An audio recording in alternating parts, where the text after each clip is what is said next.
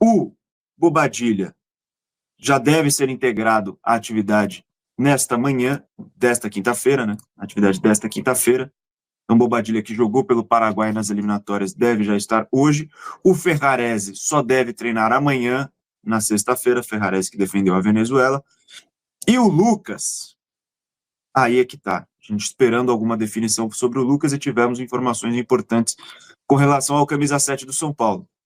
Ainda faz o tratamento individualizado, ainda não foi a campo e ele participou ontem, desculpa, de um evento na ESPM, a faculdade. Participou de um evento, pois é. Foi um evento na ESPM, um evento de marketing, nem lembro qual que é o evento mesmo, mas é essas coisas, marketing, gestão, o Lucas estava lá. Estava lá, falou com a imprensa, inclusive a nossa Pri Senhorão estava lá também. O Lucas descartou jogar no sábado, descartou jogar a estreia do São Paulo no Campeonato Brasileiro contra o Sport e ainda disse que acha pouco provável viajar para a Argentina para a estreia na Copa Libertadores contra o Talheres. Então, a informação importante, Lucas, 99% fora da estreia no Campeonato Brasileiro e com chances de ficar fora também da estreia na Copa Libertadores da América. Vamos colocar o Lucas aqui para falar? Nessa sonora aqui que a gente vai colocar, ele não fala isso, ele confirmou aos jornalistas que estavam lá, mas ele fala um pouco sobre a recuperação dele. Então tá aí, Lucas na tela, vamos ouvir. Isso porque a gente teve um tempo bom aí para se preparar, né, para preparar o time, para treinar variações de jogadas, de sistemas, e infelizmente eu não pude estar presente. Mas são coisas que faz parte do futebol, né, focado aí totalmente na minha recuperação, tratando bastante, né, para poder voltar o mais rápido possível, mas tem que respeitar o processo, né, não adianta forçar. Mas eu acho que o time vai chegar preparado para esse início de Campeonato Brasileiro, de Libertadores. Vou estar na torcida e treinando bastante para poder voltar bem, né, que é o que mais importa. Né? Portanto, Lucas Moura, muito provavelmente fora.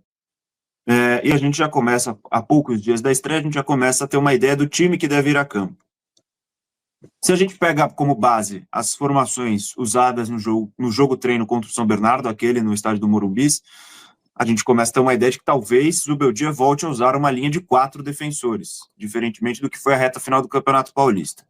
Então, uma possível escalação nesse momento: Rafael, Igor Vinícius ou Cedric, Arboleda, Alan Franco, Enzo Dias, Luiz Gustavo, Alisson, Oscar Luciano, Ferreirinha e André Silva ou Jonathan Caleri, que ficou de fora do jogo treino, cumpriu um cronograma individual, mas já participou durante toda essa semana das atividades com o restante do elenco. Kaique Silva, esse combo de informações sobre a preparação de São Paulo para a estreia contra o Sport no Campeonato Brasileiro. Primeiro que o que mais está pegando o torcedor de São Paulo e as maiores críticas com relação, até a gente vê nas postagens com relação a essa declaração do Lucas e as informações dos colegas, o Eduardo Afonso, por exemplo, deu a informação do que o Lucas falou nos bastidores e descartou a participação dele contra o Sport para os jornalistas que estavam presentes no evento. Tudo bem, tudo certo. Faltou transparência para o São Paulo, né? Faltou transparência com relação ao torcedor receber de fato o que aconteceu com o Lucas. Será que foi só um trauma mesmo? Será que foi só a pancada mesmo? Todo esse período de recuperação ele não participou. Mas está confirmado. Luan foi reintegrado ao elenco do São Paulo Futebol Clube. Ele que foi emprestado na temporada passada para o Vitória e agora está de volta ao grupo. Está de volta ao grupo comandado pelo técnico Luiz Zubeldia. Vai passar por um recondicionamento físico, estará à disposição nos jogos e terá a oportunidade de conquistar a confiança de Luiz Zubeldia. Faz parte agora do elenco novamente o volante Luan, que tem contrato com o São Paulo até o fim de 2026. Alguns queriam o Luan de volta, alguns queriam dar a oportunidade, mas a outros queriam o Luan longe do São Paulo, que o São Paulo se livrasse do jogador. O que você acha melhor, Kaique Silva? Você gosta de dar a oportunidade de novo pro Luan? É uma situação complicada porque o São Paulo não vive um lado financeiro tranquilo. Então, o São Paulo não consegue ir ao mercado em busca de contratações. O São Paulo não consegue ir ao mercado em busca de peças. Também é um mercado muito inflacionado. Quase que todo dia eu falo isso aqui para poder ressaltar o torcedor. Hoje o mercado está muito inflacionado. Qualquer jogador vale muito e qualquer jogador ganha um salário impraticável para o futebol brasileiro e ainda mais para times com dificuldade financeira. Então tá muito complicado você trazer jogadores hoje em dia. Então o São Paulo se vê na obrigação de tentar alguma coisa, de tentar tirar algo, uma solução caseira para uma posição que é importante. Que você vai ter o Luiz Gustavo de volta, mas que você perdeu o Pablo Maia, você perdeu um Hugo com uma cirurgia no joelho, que estava jogando bem na base. Aparentemente não se existe confiança com relação ao Negruti, garoto da base também, que está integrando os treinos do São Paulo, mas frequentemente também é convocado para poder participar desse início do Brasileirão Sub-20. Ainda está naquele período de transição, fica um pouco em Cotia, fica um pouco na Barra Funda, mas não se tem plena confiança ainda no garoto. E apostaram no Luan, que é um jogador mais consolidado, um jogador mais experiente, que vai passar por um recondicionamento físico, e eu não reintegraria o Luan. Eu não reintegraria o Luan, apesar de entender as circunstâncias da diretoria. Não estou aqui passando pano para a diretoria ou passando pano para a decisão da comissão técnica agora de reintegrar. Eu não reintegraria, mas eu entendo, a partir dessas circunstâncias que eu estou dizendo, eu entendo os motivos que podem ter levado o São Paulo à reintegração. Agora, só para finalizar, acho que pegou muito mal, tá?